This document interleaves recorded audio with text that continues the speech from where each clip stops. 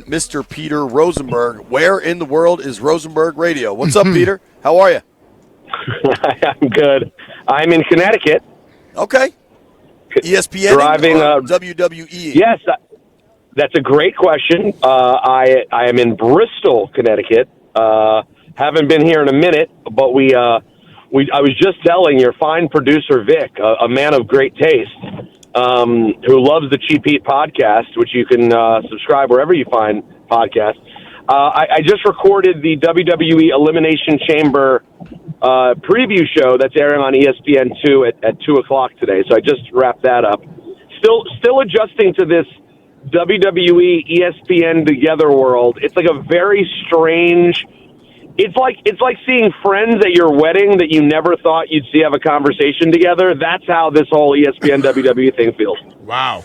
Well, dude, it's funny you say that because I'm in Indy at the Combine, and a number of people I've talked with this week, there is this, like, pending ESPN NFL Network merger, and a lot of folks don't know what the heck's going to shake out with that. You know what I mean? Like, we just live in such interesting media times.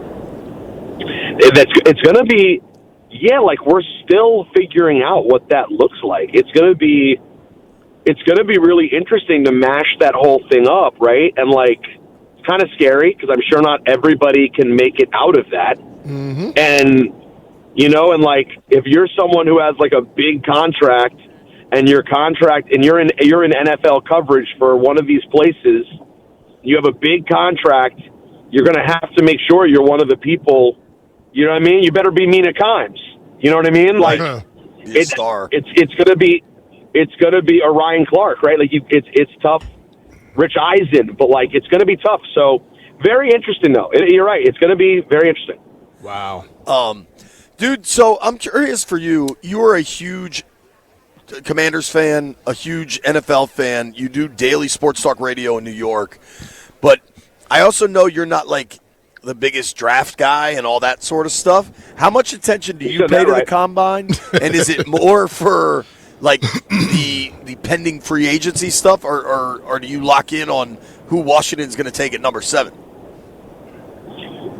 I mean, I'm curious to hear who people think that they'll take at 7. But, like, I'm only locked into the Combine to hear, like, what Dan Quinn said yesterday about Jaden.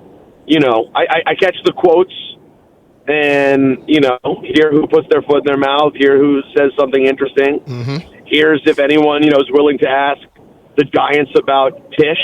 You know what I mean? It's stuff like that. Mm-hmm. But from a football standpoint, I've never been keen on needing to watch. Wrestling is the only time I need to see dudes running around in their underwear. You know what I mean? I'm kind of like, I'm like you with the football thing. I don't watch nobody running around in their underwear. I'm good. Like, I know you're fast. I know you can throw it far. I don't care how big your hands are. Like, it's all kind of weird to me. So, yeah, I'm fine with. Listen, I get it. The NFL is a machine that has to be talked about 24/7, 365. And it's only going to get crazier because not only do you have the ESPN NFL Network merger, you have the ESPN getting the Super Bowl next year. Yeah. Is that Buck calling it? Is that Buck? That's going to be weird. Yeah. That'll be a Buck Aikman Super Bowl. You know who else thinks that the Combine is weird, Peter? The players that are at the players that go through all the stuff. I bet. They think it's weird too. But they know they just got to do it. So a lot of them just go do it. Yeah, if you don't have the privilege to be one of the guys who's like, I'm not doing it, Yeah. Which is not many, then you're like, damn, I just got to go show up and get my underwear and then go to St. Elmo's Steak. There you go. Have you had the shrimp yet? Have you had the shrimp yet, JP? Yeah, he almost died. I did. The shrimp are large, so to me that's a 2-bite shrimp. And for sure, maybe 3. Yeah, they're large shrimp. And I don't think you have to, like, add more of the cocktail sauce to the shrimp, but I think you're bound to the amount of cocktail sauce that is on your shrimp to finish it. and some of it fell off in the first bite. So then I scooped that onto the second bite. So the shrimp to cocktail sauce ratio was drastically in the wrong, and it got me pretty good. No, that's how you do it. That's how you're supposed to do it. It's to clear your nostrils out. It's to show that you're a man. And then what do you swing back after to wash it down? I ate the crackers. Saltine crackers. The crackers. I mean, I had. You didn't have an adult beverage to luxuriate with? I had a beer. I had all right, some local, like, it was kind of good. It was like a blood orange ale or something. It was good.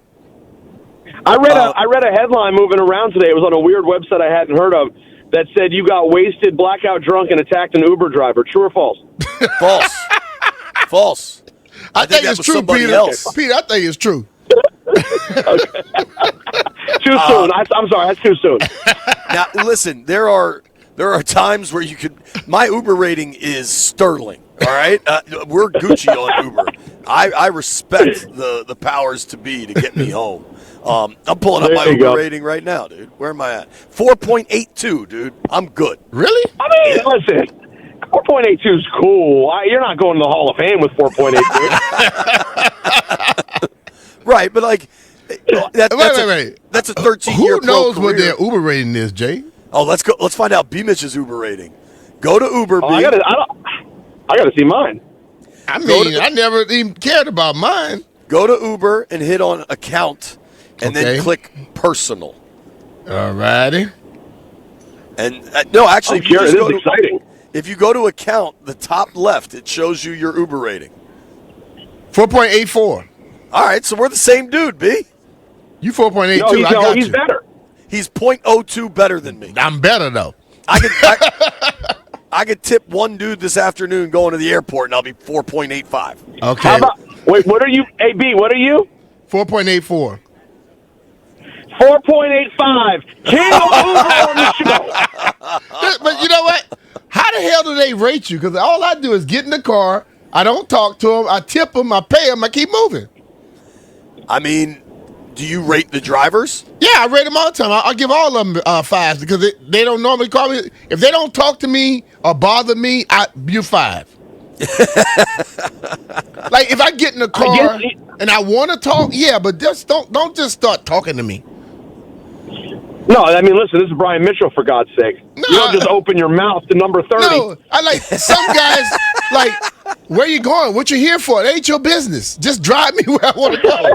I'm just being real. No, listen, I don't disagree. My guess is the ratings, it comes from if, like, we've made them wait too long. You know, like maybe they sat there waiting, something like that. Yeah, could be that. Well, mine probably went down because when I was in Kansas City, the guy was like, "Oh, where?" I said, "Dude, I told you where I was. I was at that barbecue place, Jay." Yeah. And the dude could not find me. I'm like, Q39? He's like, "Well, it shows this." I said, "Bro, I told you where the hell I was at Q39. Do you not know where you're at?" And it took him 40 minutes to come get me. He probably gave me a 0. That might be it, B. But I tipped him anyway. I know who affected my Uber rating, and it wasn't me. One time my daughter threw up in the back of an Uber, and I gave the guy cash. I said, I'm really sorry, but that may have taken a hit on the old Uber rating. Guys, hold on. You want to talk about that?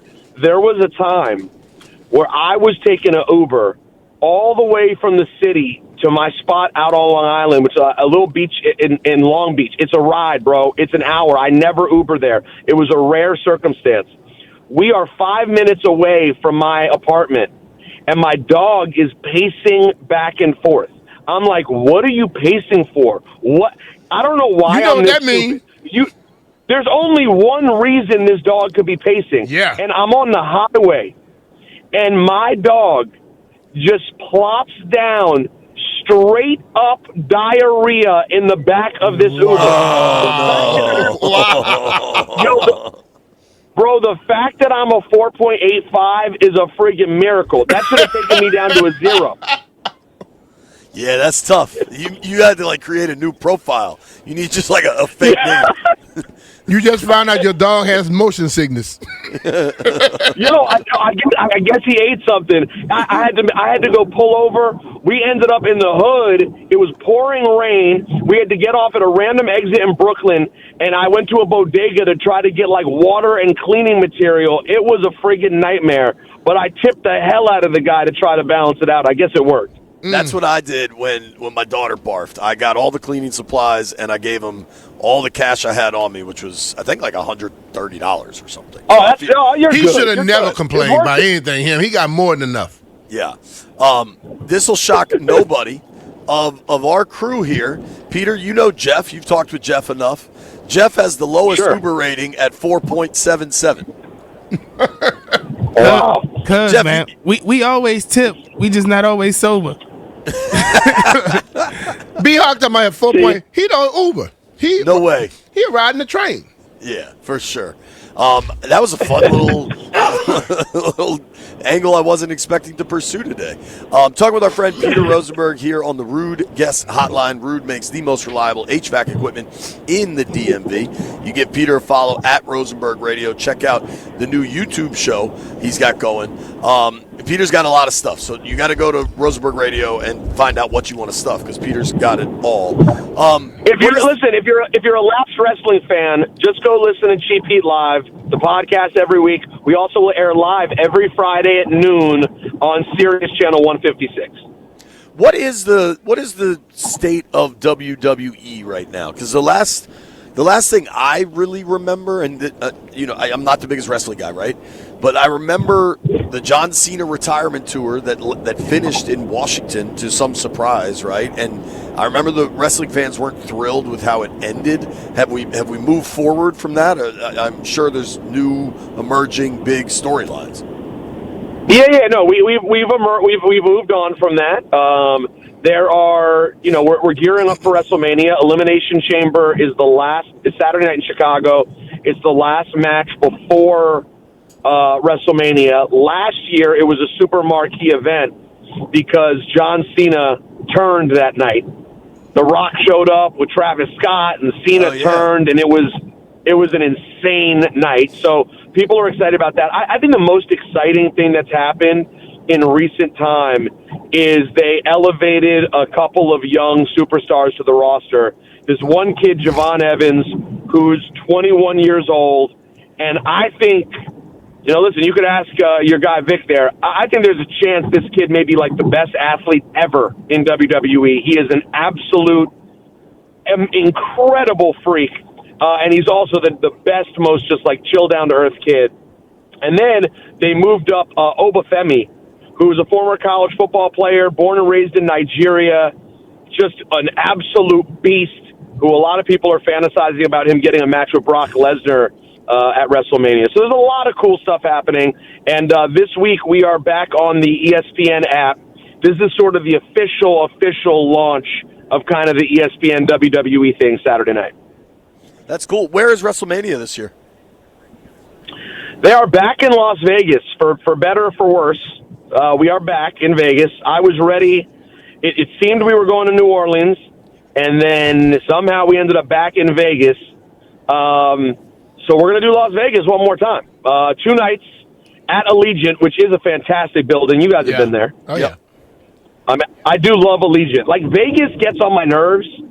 Like you guys remember. Do y'all remember when, 20 years ago, you go to Vegas for a fight or whatever it was, and, you could bounce around from casino to casino in your cabs, and it was, always an $8 cab ride? Oh, yeah.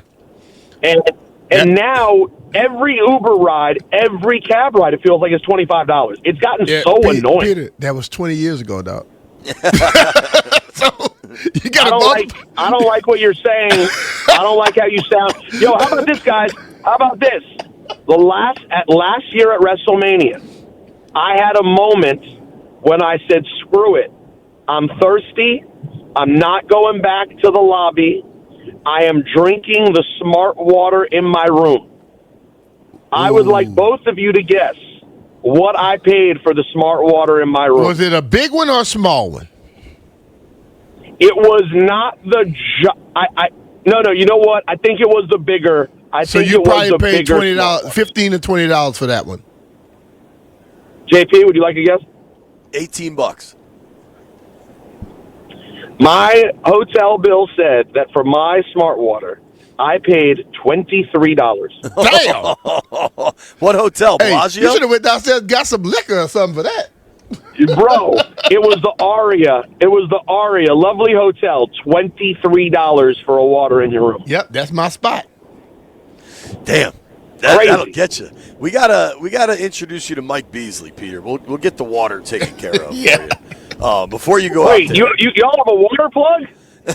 we have a MGM plug for sure. I'm guessing you do. I love too. this. But No, I need link ups. Let's do it. Yeah, we get you some water, maybe some other stuff, but certainly some water. Yeah, a lot of stuff in Vegas. Yeah. I did want to ask you one thing because I remember when we talked about this maybe last month, the Washington Post shockingly, disappointingly disbanding their sports page. The Athletic has stepped in and hired a bunch of these former Post reporters and columnists, including Barry Svrluga, Adam Kilgore, Candace Buckner, and others. How happy does it make you that these guys, these people rather, will continue their work? But how does it sit with you now, a month later, that this Post decision? It's crazy. I mean, I know I only got this in at the end of our last chat a couple of weeks ago, but it's just, to just think about what that sports page meant, to people like me and you, JP. I mean, BMitch was different. He was in that sports page. But for us, that was the biggest deal. Like, I cannot really emphasize to young folks out there. I know you guys jump online, you see ESPN homepage or whatever, but I can't describe Monday morning after a Redskin game when you went to go read every article, and you'd have the game articles, and then you'd have a Kornheiser or Wilbon think piece next to it about what it meant. It was just, and the coverage across the board. You're talking about extremely good and detailed Caps coverage, Bullets coverage, Orioles coverage at that time. It was just such an integral part of our lives, and I'm super happy because the New York Times is one of the subscriptions that I kept. And it's funny, I canceled my Post subscription. Damn, it might have been my fault. I canceled my Post subscription right before it went under. I was like, my wife was trying to we're spending too much on subscriptions. How much do you really read from it? I was like, all right. And we kept the New York Times, and I'm glad I did, because that New York Times sub is your Athletic sub.